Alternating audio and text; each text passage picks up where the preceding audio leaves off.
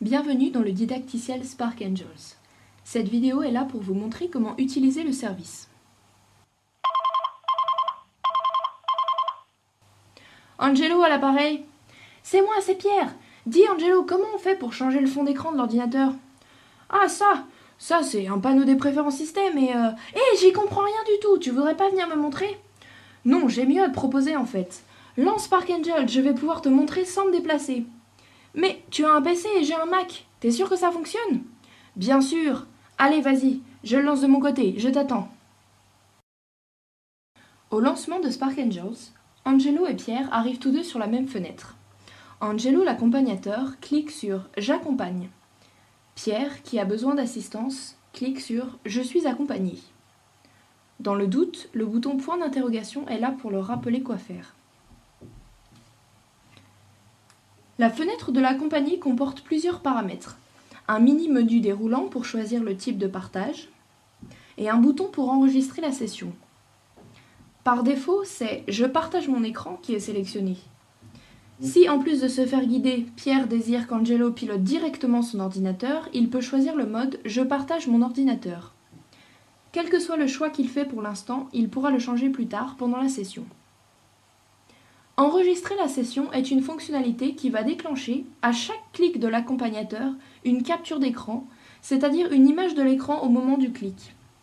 Cela peut être utile si l'accompagné veut conserver une trace de la session pour se la repasser plus tard. Lorsque la session est en enregistrement, le point rouge apparaît. De la même façon que pour les options de partage, l'accompagné pourra changer cette option en cours de session. Enfin, la fenêtre comporte un code de session que l'accompagné doit transmettre à l'accompagnateur pour que Spark Angels puisse les connecter ensemble. Alors écoute bien Angelo, mon code de session est le 001 140 476. C'est bon? Merci Pierre. La session démarre, son compteur se lance et indique le temps écoulé. Sur l'écran de l'accompagnateur s'ouvre une fenêtre qui lui montre l'écran de l'accompagné. Il peut voyager dans cet écran en passant sa souris sur les flèches qui se trouvent autour.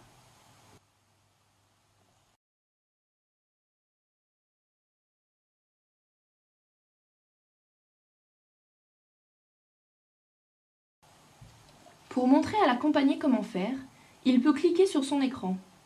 Une petite souris indique à l'accompagné où cliquer et le type de clic qui convient. Clic droit, clic gauche ou double clic. 3 boutons en haut lui permettent de choisir la façon dont il désire afficher cet écran. Le premier bouton affiche l'écran de l'accompagné en taille réelle ou en entier redimensionné à la taille de la fenêtre.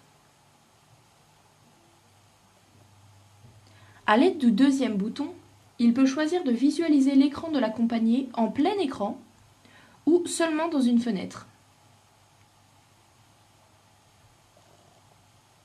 Cette fenêtre s'affiche en noir et blanc afin que la transmission soit plus rapide. Cependant, grâce au troisième bouton, il peut choisir de voir l'écran en couleur ou bien en couleur réelle, c'est-à-dire exactement comme l'accompagné le voit de son côté. À tout moment, l'accompagné peut arrêter le partage de son écran en cliquant sur le bouton qui se trouve sous le S ou sur la petite croix rouge à sa droite.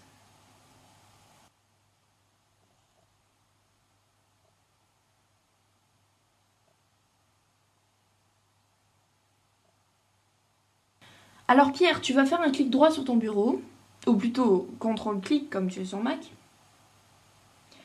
Voilà, c'est ça. Clique « Changer le fond d'écran ». Attends voir. Oui, je trouve celui-ci très joli. Mais tu devrais les mettre en diaporama. Clique ici. Tu peux fermer ta fenêtre maintenant. Le tour est joué. Et si Angelo a besoin de montrer son écran à Pierre? Et si Pierre préfère qu'Angelo fasse une procédure compliquée à sa place? Et si il veut enregistrer la session pour pouvoir se la rejouer plus tard en cas de doute? Toutes ces fonctions, ainsi que d'autres, sont accessibles depuis le menu des services. Pour ouvrir le menu, cliquez sur le S. Lorsque vous cliquez sur un service, un petit indicateur de progression apparaît, le temps que le service se mette en route. Puis, le bouton devient bleu, signe qu'il fonctionne. Lorsque plus aucun service n'est actif, la session s'interrompt. Pour fermer un service, cliquez à nouveau sur le bouton bleu, ou bien fermez la fenêtre du service à l'aide de la croix rouge. Voyons maintenant ce que ces boutons nous permettent de faire. Vous remarquerez que la première ligne de boutons qui contrôle le partage d'écran est différente sur l'écran de l'accompagnateur et sur celui de l'accompagné. L'accompagné a la possibilité soit de partager son écran, soit de partager son ordinateur. Actuellement, le bouton « Partager son écran » est bleu, c'est donc uniquement son écran que Pierre partage. S'il clique sur « Partager mon ordinateur », Pierre donne à Angelo la possibilité de prendre la main, c'est-à-dire de prendre le contrôle de sa souris et de piloter son ordinateur à distance. Angelo, comment changer les couleurs de mon interface ? Tu veux que je te guide, Pierre ? Non, vraiment, pour cette fois, je préfère que tu me le fasses, et moi je te regarde. Je vais partager mon ordinateur avec toi, d'accord ? Ça y est, tu peux y aller. Angelo peut voir dans une petite barre d'état que Pierre partage désormais son ordinateur avec lui. Alors, regarde bien. J'ouvre depuis le dock les préférences système. Je clique sur Apparence. Et de là, je peux choisir le look graphite ou bleu. Et ici, la couleur de surlignage. Vas-y toi, je ne bouge plus.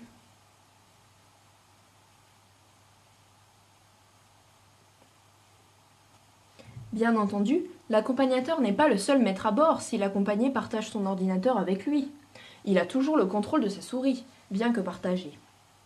En outre, à tout moment, il peut choisir de repasser en mode « Partager mon écran », dans lequel son accompagnateur peut lui montrer ses clics, mais pas cliquer lui-même. Auquel cas, la petite barre d'état sur le panneau des services d'Angelo indique désormais « Partage de l'écran » et non plus « Partage de l'ordinateur ».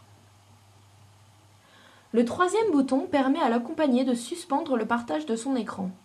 Chez l'accompagnateur, la fenêtre se grise jusqu'à ce que l'accompagné réactive le partage, ce qu'il peut faire en cliquant à nouveau sur le bouton devenu bleu, comme ceci.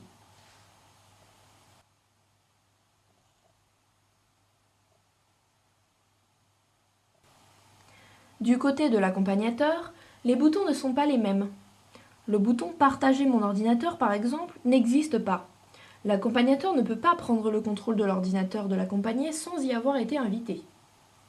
En revanche, il a la possibilité de montrer son propre écran à l'accompagné. Une fenêtre s'ouvre sur l'écran de l'accompagné, montrant celui de l'accompagnateur. « Angelo, mon amie Véronique qui est sur PC me demande comment changer son fond d'écran à elle. Tu ne pourrais pas nous montrer comment tu fais avec ton PC ? » ?»« Pas de problème. Tiens, voilà mon écran. »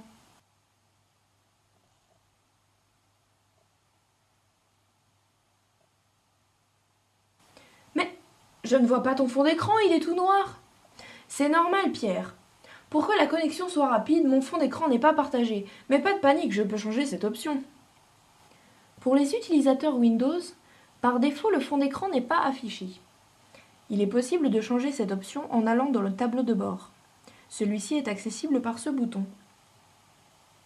Dans le panneau qui s'affiche, on peut cocher l'option de partage de fond d'écran. Ce panneau permet aussi de changer le nom affiché,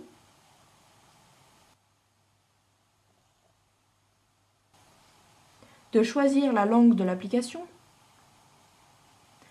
ou bien d'introduire du contrôle parental par le biais de mots de passe.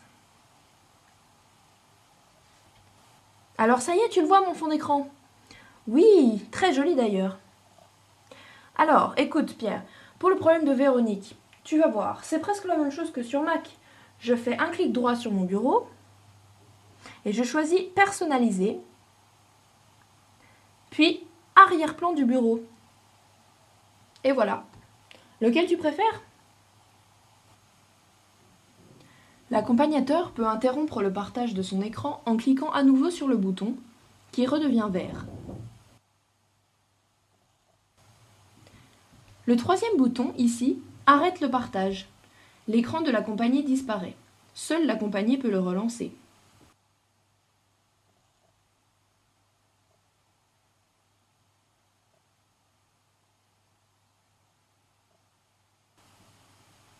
Spark Angels propose d'autres services, tels que le transfert de fichiers. L'accompagnateur clique sur Transfert et choisit le fichier qu'il désire transférer à la compagnie. La compagnie reçoit une notification de ce transfert. Il peut choisir ou non de le recevoir. Tiens Pierre, je vais t'envoyer l'image de ce fond d'écran que tu trouvais joli. Attends une minute.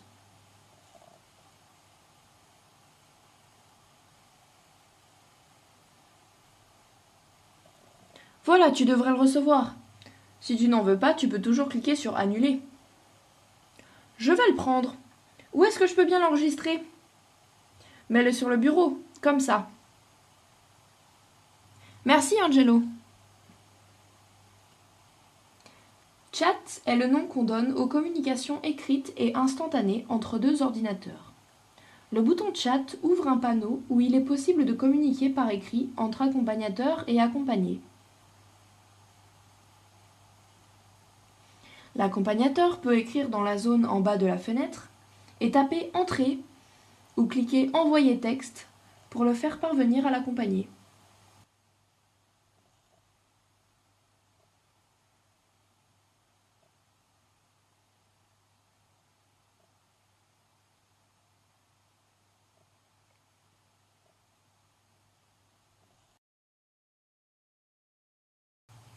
L'accompagné peut y répondre de la même façon.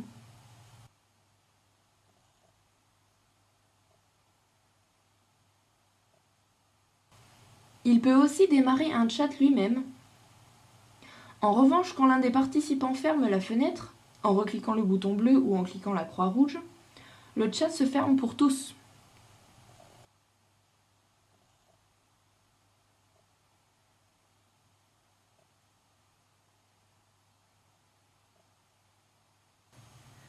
Audio permet, si vous avez un micro et des haut-parleurs, de démarrer une conversation orale. Si l'un d'entre vous clique sur le bouton Audio, l'autre reçoit notification de l'appel, peut décrocher en cliquant sur Continuer, ou ignorer l'appel, s'il le désire, en fermant la fenêtre ou en choisissant Interrompre.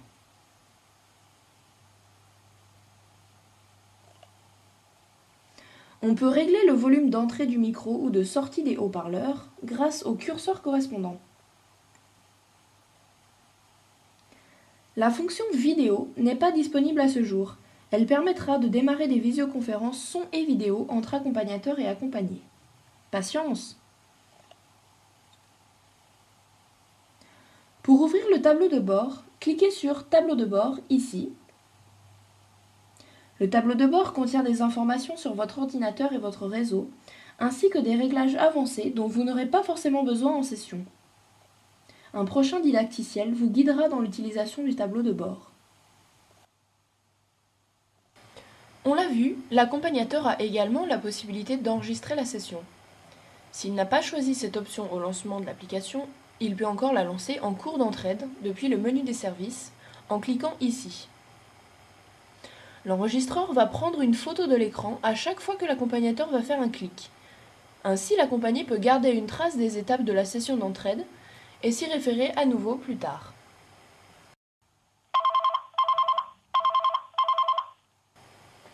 Angelo, c'est à nouveau Pierre. Oui, je sais, tu as beaucoup de travail et je ne voudrais pas te déranger à chaque fois que je veux changer mon fond d'écran. Alors, est-ce que tu pourrais me montrer une bonne fois pour toutes? Et cette fois, je vais enregistrer la session. Comme ça, j'aurai pas à t'appeler à chaque fois que j'ai un problème. Bon, très bien. Allons-y. On va mettre celui que je t'ai envoyé. Ça y est, tu enregistres? Alors, clique droit sur le bureau. Enfin, contrôle-clic pour toi. Puis, modifier le fond d'écran.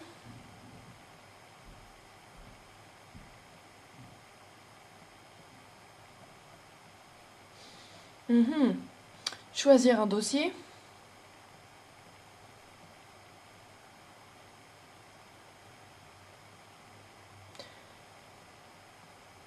Donc, à partir de là, on va sur le bureau. Voilà.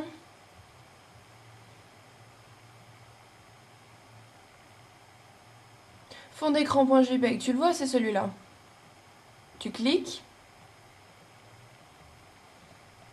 Puis tu mets choisir en bas. Voilà. On peut fermer, c'est bon.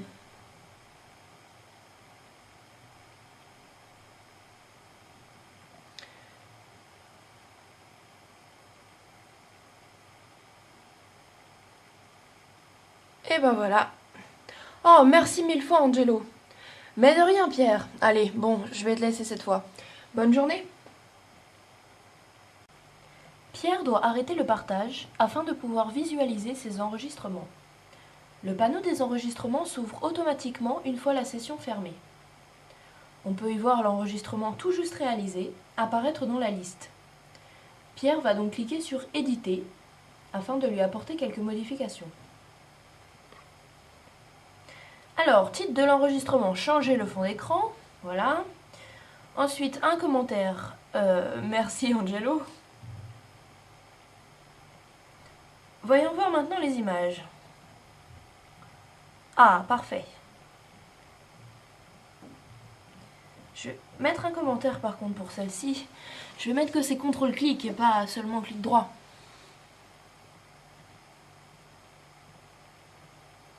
Voilà, voilà. Bon, il y a quelques images superflues, je vais les enlever.